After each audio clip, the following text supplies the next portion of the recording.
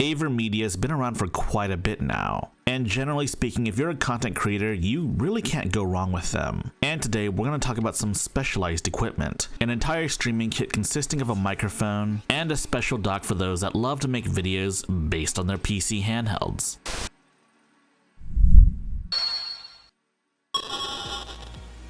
What I'm unboxing right now is the AVerMedia VERSATI Go microphone.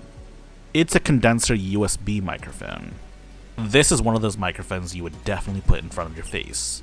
And I will say, it is a pretty well-built microphone in terms of build quality. They also claim AI noise cancellation, whatever that means. I'm not entirely sure what that means, but it is what it is. And alongside the microphone, I got a boom mic arm as well. It is a microphone arm, and I like that all the pieces can be adjusted using these giant hand screws. Depending on what microphone you want to attach, it could be completely screwless. In the case of the VERSATI Go microphone, it's not completely toolless, but AVerMedia gives you a tool for that in the microphone box. I will say I do like the noise cancelling. I haven't touched the tuning of this audio channel at all. I haven't done any of the typical audio processing I do to get rid of background noises. But I think one major weakness is that I have to raise the gain quite a bit. About 11 decibels for the entire track, which I think is pretty crazy to me. It also doesn't come with a pop filter, and I think every microphone in the future should come with one. Can the AI noise cancelling really cancel out the wind sound that you make when you make a p sound? No, not really. It's a little too direct, if you ask me. Like, it just pops. Other than that though, it's a pretty decent microphone. But is it worth the $70? I think honestly it's not a bad proposition. There are definitely a lot worse for the same price point. Compared to all of those microphones, it's pretty good. I do wish it picked up more of my voice because I can feel some of it being, well, filtered out a little bit through the AI filtering. But I do think that even at its maximum volume through the hardware wheel on the back, it's still a little too quiet for me. Like, I don't really want to go through the effort of raising the volume by 11 decibels on all of my voice clips, or even just the entire track. I would like it to just be good there, because my current microphone at its maximum volume is a lot clearer, but I guess it's also a much bigger microphone as well. But it's also a fair bit more expensive too, so I have to take that into account. All in all, it's a pretty solid microphone, especially if you want to get started, because it's only $70 and you can spend a lot more on microphones. But you could also spend those $70 on a lot worse microphones as well. And to be honest, the boom mic arm is pretty darn good. I want to take that and use that in the future for all of my microphones I want to get. Oh, I had fun with that microphone, but I think it's time to go back to this one because I know what you guys came to see. You came to see this device, the AVerMedia Extra Go Steam Deck dock.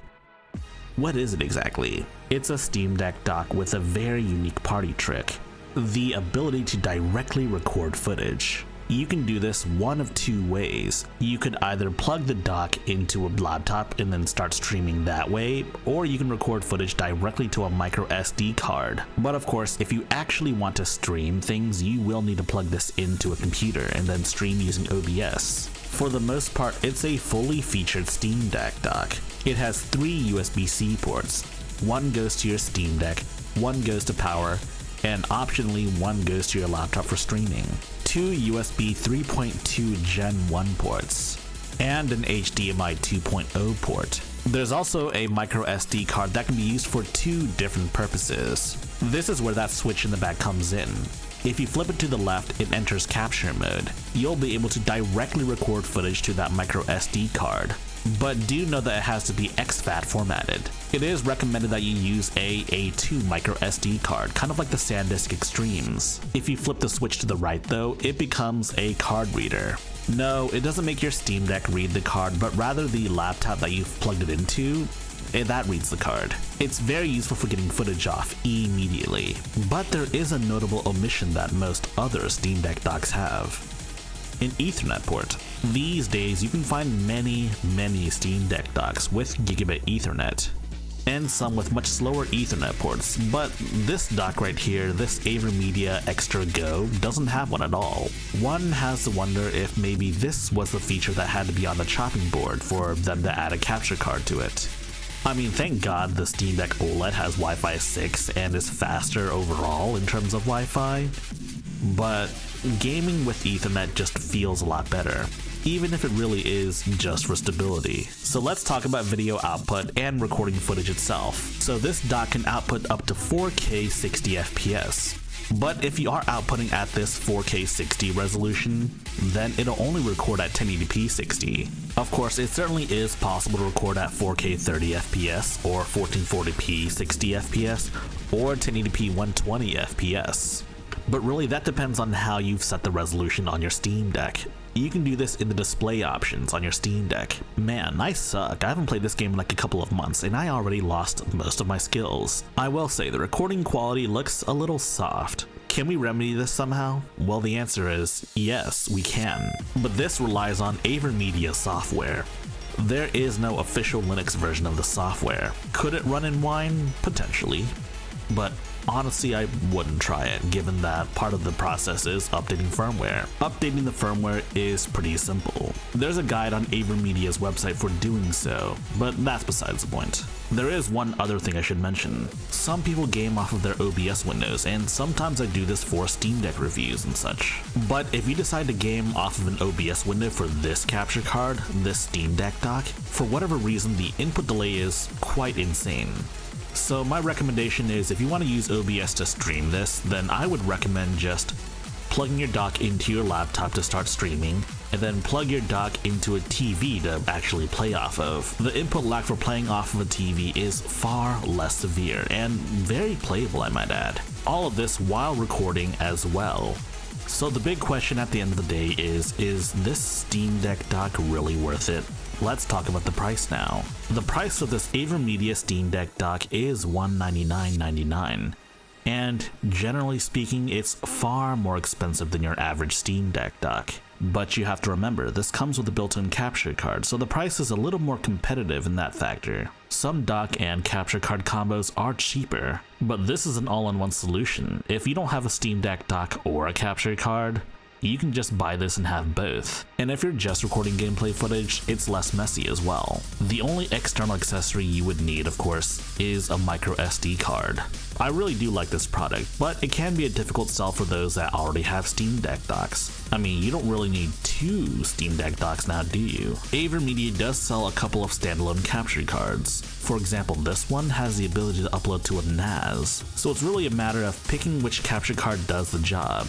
So I do like the product, but the product is not without faults. I wish there was a remote control we could use to tell it to start and stop recording without getting off of the couch. Now, to be fair, you'll probably record everything in one super long video, but for me, for example, when I cover the Next Fest, I would like to be able to start recording for a game, stop recording, and then start a new recording for a different game without having to get up, but that's just the way this is. Another issue I have is the missing Ethernet port. In my case, I pay for gigabit Ethernet and I want to be able to use it, and unfortunately if I use this dock I can't really make use of it. Could I get a USB adapter? I could, but I don't want to. And finally, the last issue I have is that there's no way to actually change any settings unless you plug it into a laptop and then change the settings via their software. It is a standalone capture card and you'll never have to plug it in if that's fine with you. But for changing settings, you have to plug it into a laptop. I wish this capture card had like an OSD I can put up to change recording settings and stuff. Like this other AVerMedia capture card has an OSD on it. I can change settings directly on the device without having to plug it into a computer or anything. I do think if AVerMedia releases a revision of this product, they should implement all three of these changes and it would be a much better product. I do think it's a good product, but I think it could be far greater than what it is now. There's a potential for a dock with a built-in capture card in it. It works. I know it works. The promise of a capture card built into a dock is almost there. It's 80% of the way there. If they can resolve these issues in future revisions, that would be excellent. If you like this video, please press the like button and check out our other videos. And if you like those other videos as well, be sure to press the subscribe button and share the good gospel of high-tech lowlife with your friends. Furthermore, we have a community Discord for enlightened individuals such as you. And if you wish to further support high-tech lowlife, be sure to check out our Patreon page. Links in the description.